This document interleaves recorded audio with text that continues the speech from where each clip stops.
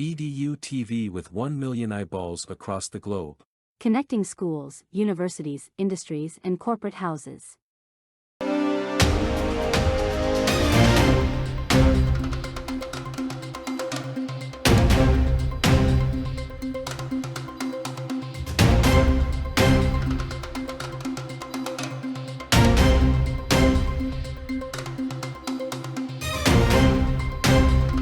So, good morning to one and all.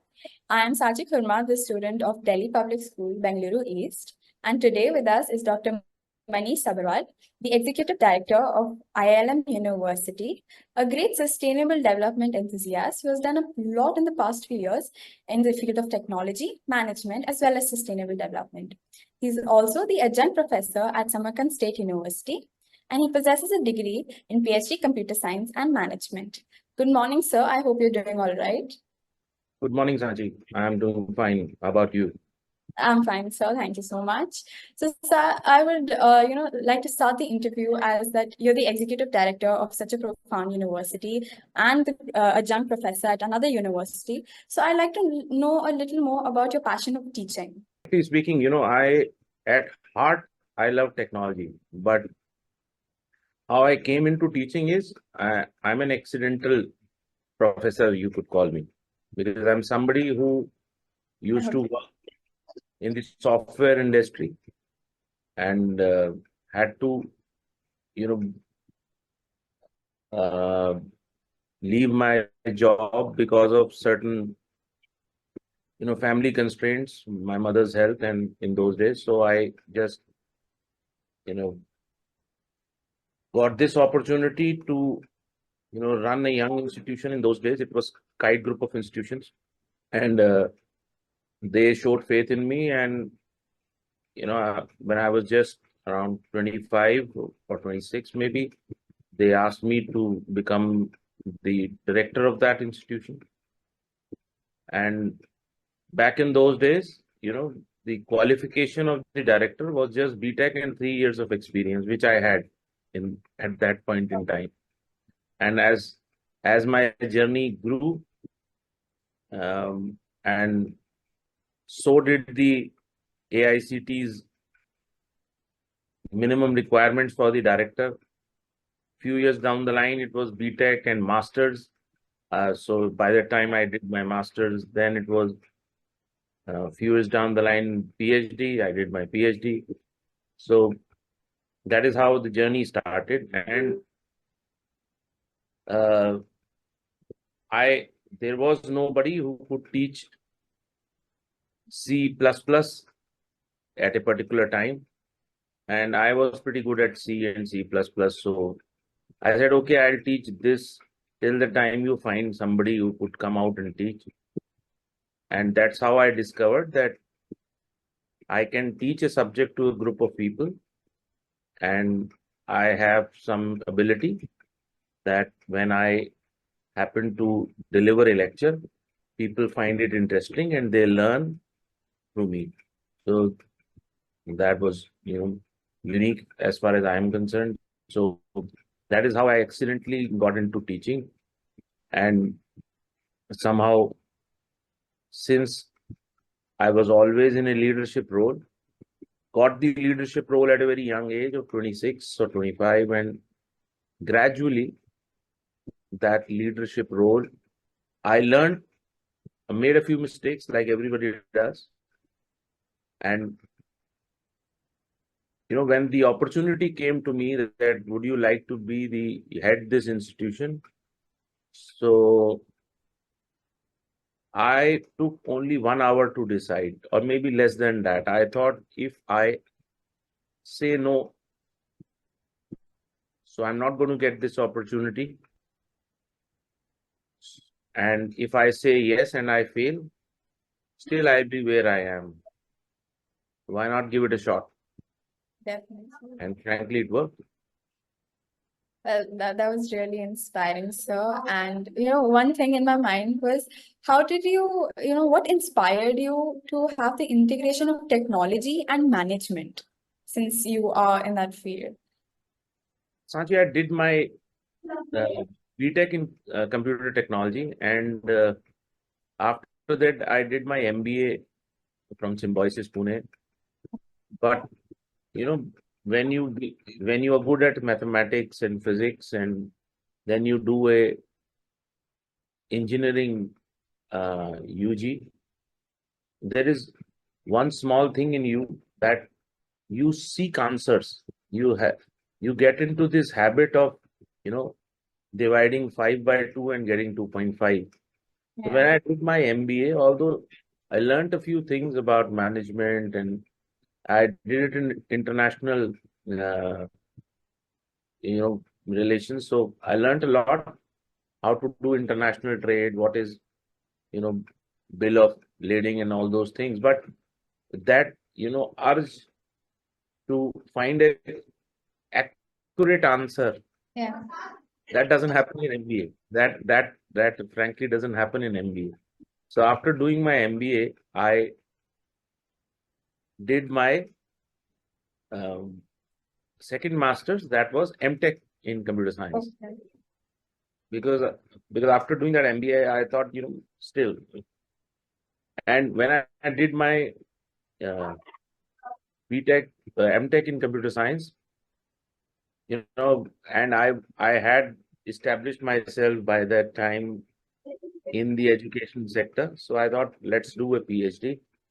And back in those days, I was wary of the banking that used to happen. Banking has become very simple, thankfully for the guys of your generation. Yes. You people just scan a QR code and you transfer money. But in our case, the state of banking and especially technology-enabled banking was very pathetic. So I thought of doing a PhD, and the topic was an analytical evaluation of the design and implementation of banks in India. Oh, wow. And I did that and published that research. I got a doctorate.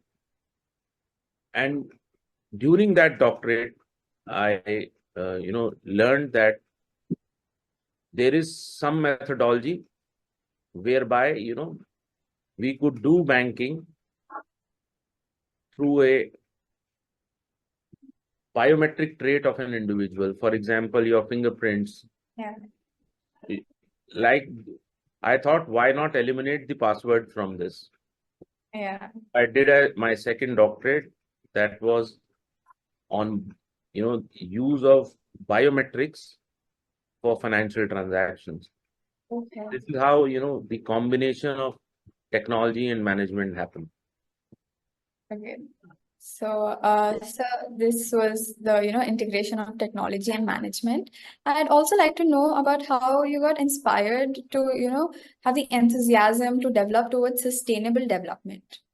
Any kind of development, you plan to do in life, you should plan in such a way that it has a positive one, that it lasts long, and it should have a positive effect on your environment, surrounding environment. A lot of the problems that we face in the modern context now, they are a result of non-sustainable development. Like, for example, if you go to Gurugram nowadays, and it is so fascinating to watch Gurugram, as if sometimes you feel like you are in New York or somewhere, because of the huge glass buildings. And same is probably the case with your city, Bangalore. Definitely, sir. But nobody has ever realized that is a cut, copy, paste concept from the Western world. Yeah. Just because they had these huge multi-story glass buildings, which we think is a symbol of development, we cut, copy, pasted them and put them without realizing that they have these glass buildings because the temperature in the Western world is much lower in comparison to the temperature that we have. And why on earth does somebody in Gurugram with temperatures in the range of 45 plus in summers need an all glass building. Never thought about it. And all these, non-sustainable developments have led to problems like, water crisis and generic temperature across the country is rising because of that. Because if you make all glass buildings, and I have seen in Greater Noida, a lot of the new upcoming housing societies, you see it's all glass houses now. So because there is so much heat outside and there is heat transferring into your homes, so you need that much more air conditioning. Yeah. And that much more air conditioning means there is that much more heat released into the atmosphere. And something that works in the Western world, not necessarily is going to work here. So, and that is the cause of, a lot of the problems. And we didn't think that, we are a different society, a different culture, a different temperature zone, a different climate. So we could have developed those, the urban development, which is very environment friendly and would have resulted in some kind of sustainable kind of development. And whatever office work you want to do, you could do as well in a glass building and as well in a natural environment. So I think, and by the way, if you look at the United Nations Sustainable Development Goals, this is one of the points that they talk about. So I think the major thought process, in my opinion, should be that we should do away with the cut, copy, paste concept from the West. There's no harm in watching what the West is doing. There's no harm in, taking inspiration from what good they have done. But it has to be implemented in our context, with reference to our climatic conditions and with reference to our cultural roots. Yes, sir. So, reading one of, your sustainable development initiatives, could you, tell us about how the S5, that is the Somewhat Smart Sustainable Services and Solution, came into place, and a little more about it? It's a startup kind of a thing. And, my idea of having this startup has been that I'm doing a lot of things, but because I happen to be in this education sector for now 25 years, so a lot of the people keep taking advice from me that we want to build this kind of a lab. Could you help? Could you advise? So I came up with this startup. I help people in setting up high-end labs. Labs in partnership with Intel, Apple, in partnership with, NVIDIA. Okay. So that is how I started this concept. And then slowly we came into the, thing of organizing some conferences and talks related to sustainable development. That is how I started. It's a small startup. And actually, I happen to do little work because I'm preoccupied with a lot of other things, but still it's a startup I have started, and there are many verticals, and I'm also planning to start 3 more international journals. Wow. The same startup, and I have found out very unique names for these journals. One of the name is Tiger. Okay. The full form is the Indian and Global Economic Review. Oh, wow. And the second one is AIR, and the full form is Artificial Intelligence Research. That's really creative, sir. So, I mean, we will be doing some publishing in this, and of course, we have set up a few labs and we've organized a few conferences. and there are few more areas we are looking at. It's a small team of 4-5 people putting together this startup. And so now, a little different from your professional world. What are the hobbies, pursuits, and a little of your journey from your childhood till here that you would like to tell about? My hobbies, I always used to like sports. Okay. I still like sports, but the passion has turned from playing to watching. I am an avid reader. I read a lot because if you read a lot, your perspective changes. You learn, and interactions as the one you and me are having, you can have a vibrant interaction, and you can express your thoughts much better with a wider perspective if you are well read. And the other hobby that I have is I travel a lot. Because when you travel to different parts of the world, when you travel to different cultures of the world, you meet people from different backgrounds. There is always a learning. There is always a change of perspective, because sometimes, you haven't traveled to a particular destination. You haven't met the people living in that part of the world. So your perspective is very bookish, or in the modern context, your perspective is very Googlish. Yes. Your perspective is formed on the basis of what you learned from Google, because people read less now as far as books are concerned. They rely more on Google and Wikipedia.